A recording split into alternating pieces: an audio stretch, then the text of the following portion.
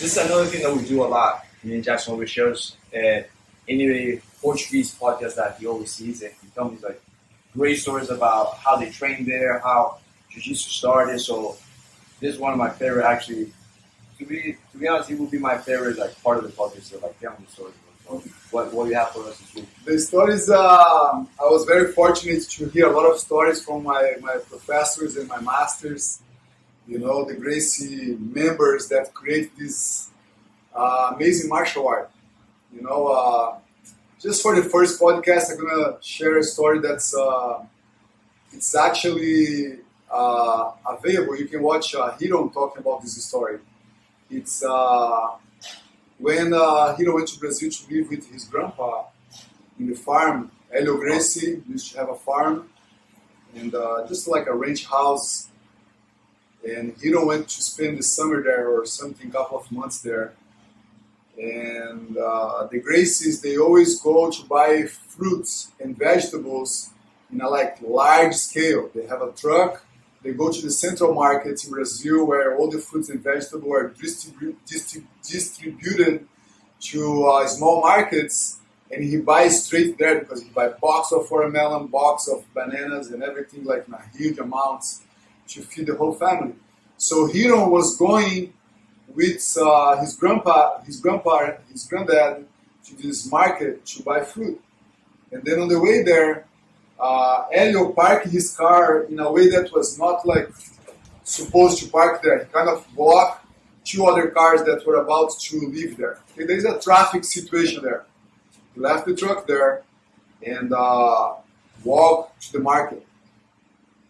Somebody tried to reverse the car and hit the car on the truck, on Helio Gracie's truck, and kind of damaged the truck a little bit.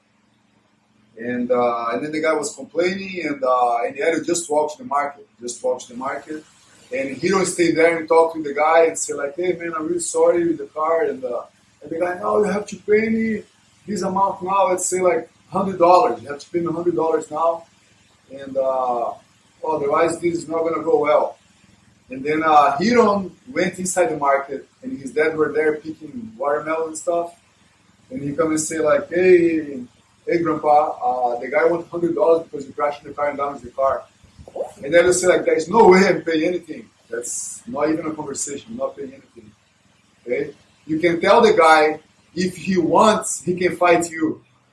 Like from nowhere. He said like, hey, if the guy wants money, you're not gonna pay. But if you wanna fight you in the parking lot there in the gravel, it's okay. And Hiro like, oh my God. So Hiro went back there and told the guy like, hey, look, I have $10 here, and I'm gonna give you $10, and you please go away, because otherwise I'm gonna have to fight you in the parking lot. Okay? And the guy was just happy with that, and he got the money and went out. And then Hiro went back to the market and told his grandpa that the problem was solved, and his parents was okay with that. But that was how the Gracie family was developed. You know, like always instigating the kids to learn how to fight.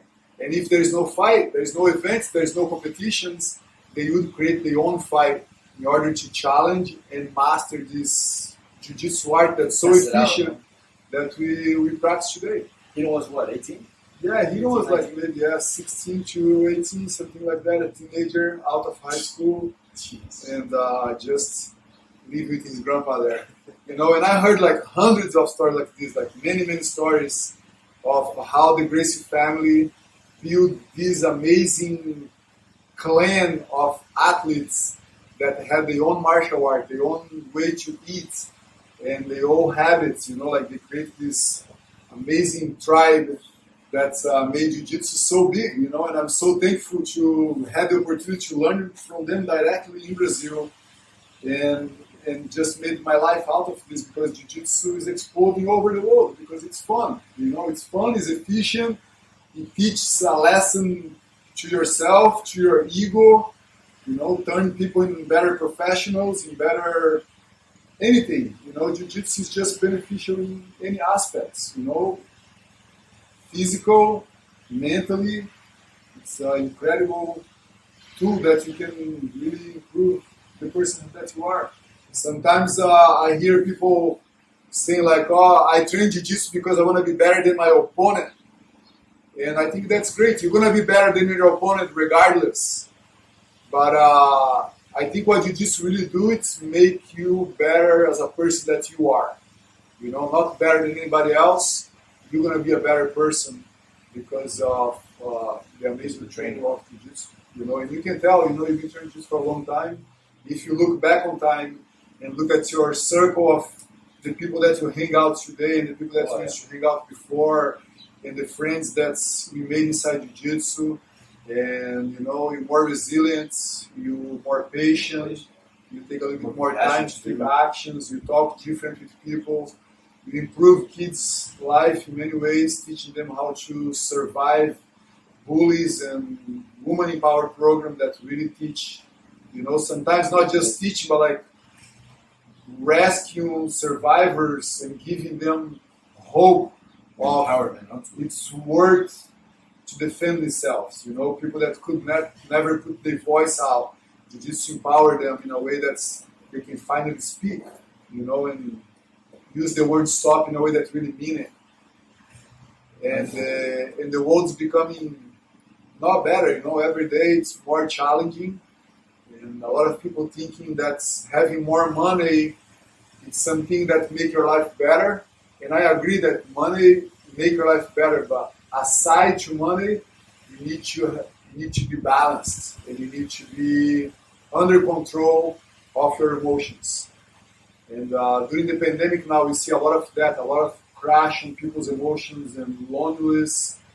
And I think jiu-jitsu is something that always gave me this resilience to keep moving forward in a way that's not taking advantage of anybody, and I'm just creating my path.